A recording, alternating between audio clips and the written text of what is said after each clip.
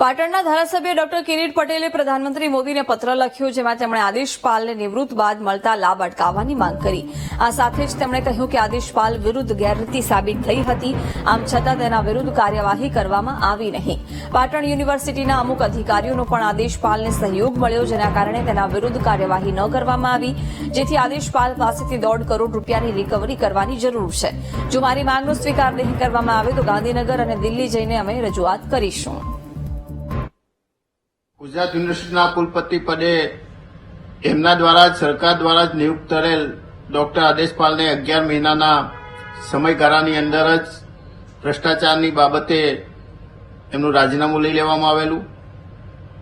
જ્યારે ભ્રષ્ટાચાર બાબતે તેમનું રાજીનામું લઈ લીધેલું ત્યારે ગુજરાત સરકારની સરાહના કરવામાં આવેલી। ઉચ્ચ શિક્ષણની અંદર ભ્રષ્ટાચાર નાબૂદ થશે એવું લોકો માનતા હતા, પરંતુ આ બાબતને 12 થી 13 વર્ષ વીત્યા, આદેશપાલ સામે તપાસ થઈ અને લોકાયુક્ત દ્વારા એમને દોષિત સાબિત કરવામાં આવ્યા। 1.5 કરોડ રૂપિયા જેટલો ભ્રષ્ટાચાર એમના ઉપર સાબિત થયો, પરંતુ કોઈ ને કોઈ રીતે જાણે કે ગુજરાત સરકાર આ ભ્રષ્ટાચારીઓને નાબૂદ કરવામાં, એમને ડામવામાં કોઈ પણ રસ ધરાવતી નથી એવું સાબિત થયું છે।